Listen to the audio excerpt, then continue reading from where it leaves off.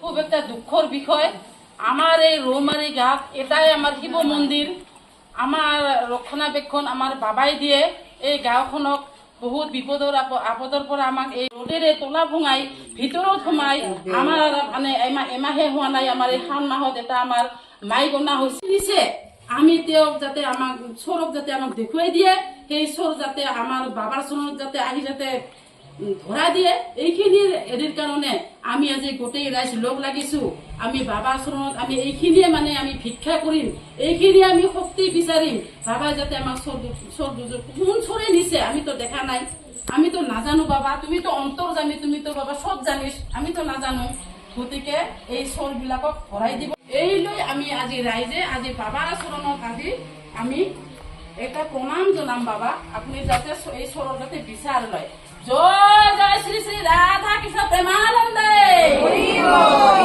পার্বতীক চিন্তি হরিক চিন্তি শঙ্করিক চিন্তি ৩০ কোটি দেবতাক চিন্তি হে বাবা ভোলানাথ বসে আছিস শুকু চিপেকে দেখা না পাই নাকি তুই তো অন্তর্যামী বাবা তাহলে তোর বস্তু কেমনে নিয়ে যায় আমি কেমনে রক্ষণাবেক্ষণ দিম আমি তো বিশ্বাস করুম কারণে গোটাখানে যে এই রৌমারিবাসী রাইজ সুখে দুঃখে বিপদে আপদে তোরে চৰণত প্ৰদীপ্তা জ্বলাই ধূপ জ্বলাই তোৰ বিশ্বাস আছে কাৰণে বিশ্বাসে মিলয় কৰি এইখিনি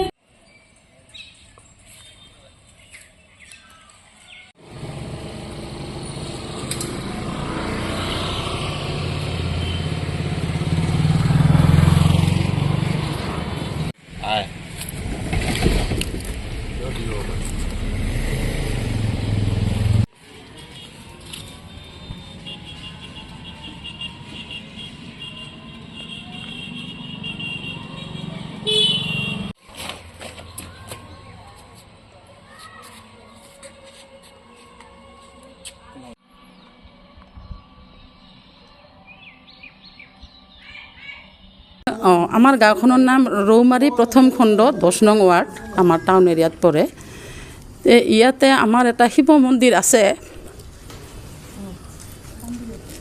মই নতুন যেতিয়া মই এইখন ঘৰত এই গাঁওখনত বোৱাৰী হৈ আহিছোঁ তেতিয়াৰ পৰা মই এইখন গাঁৱত মই নামতি হিচাপে মই হেৰি কৰি চলাই আহিছোঁ কিছুমান বুঢ়া মানুহ মৰি গ'ল এতিয়া নতুনকৈ নামতিবিলাক এই মহিলাবিলাকে মোৰ পিছফালে মই নামতি সিহঁতে পালি হিচাপে থাকে আমি বহুত কষ্ট কৰি শিৱলিংগ মন্দিৰ সেইটো সৰু সেইটো মানে ভগা চিগা হোৱাৰ কাৰণে এইটো শিৱলিংগ মন্দিৰ আমি এই যোৱা বছৰ আমি এইটো মুকলি কৰিলোঁ মানুহৰ পৰা ৰাইজৰ পৰা ভিক্ষা খুজি এনেকৈ মানে দুখ লাগে আৰু এইখন মন্দিৰত যদি তেনেকৈ চোৰ যায় খুব দুখ লাগে।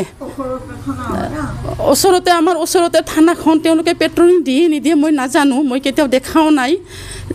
তেওঁলোকৰ ডিউটি তেওঁলোকে কৰে নে নকৰে মই সেইবোৰ ক'ব নোৱাৰোঁ, মই নাজানো। কিন্তু আমাৰ ইয়াতে মানে আমি বহুত কষ্ট কৰি যে মন্দিৰটো বনালোঁ। আমি তেতিয়া এজনে আমাক সেই সঞ্জীৱ হেৰি কৰে আমাৰ জুৱেলাৰী 25 কেজি এটা ৰ'দ দিছিল ATM-ৰ, সেইখিনিও চোৰ কৰি লৈ গ'ল। আমি খুজি আনো তেওঁলোকে চোৰ কৰি লৈ যায়। আমি ইয়াত ডাঙৰ চোৰ দেখা নাপাওঁ, হয়তো এইবিলাক এই যে মদ খাবৰ কাৰণে পইচা লাগে কাম কৰিবৰ মানে অকৰ্মণ্য সেইবিলাকেই হ'ব আৰু কোনে নিব, ভাল মানুহে কেতিয়াও চোৰ নকৰে।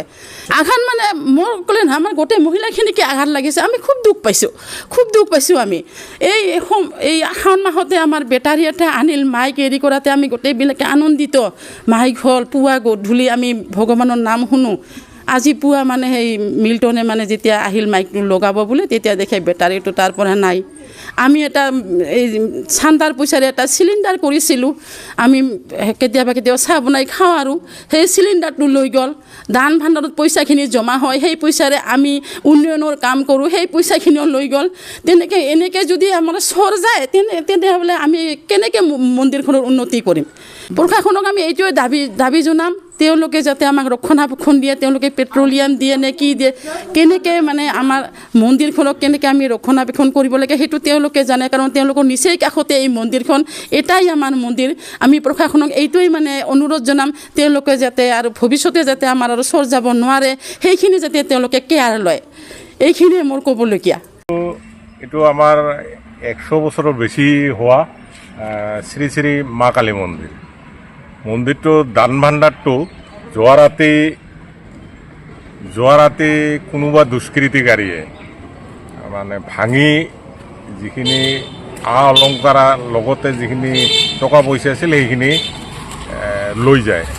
বাল্টিটো আমাৰ এই মন্দিৰৰ সন্মুখত যিটো কুঁৱা আছে, কুঁৱাৰ লগত থকা এটা বাল্টি আমি জেনেৰেলি পানী তোলাৰ কাৰণে ব্যৱহাৰ, মন্দিৰৰ ভিতৰত চাফা কৰাৰ আদিকে কৰি পূজা পাৰ্বণৰ বেপাৰত হেৰিটো ব্যৱহাৰ হয় বাল্টিটো। এই বাল্টিটো দি মানে দান ভাণ্ডাৰটো ভাঙাই তালা ভাঙে, মানে যিখিনি পইচা পাতি বা অলংকাৰ ভিতৰত আছিল সেইখিনি লৈ যায়। বাল্টিটো পথাৰত পিছপিনে পেলাই দিছে, আমাৰ মন্দিৰৰ ৱাল আছে, ৱালৰ পিছফালে পেলাই দিছে। আচলতে আমাৰ এই দান ভাণ্ডাৰটো আজিয়ে নহয়, ইয়াৰ আগতেও বহুবাৰ মানে চুৰি কাৰ্য হৈ আছে।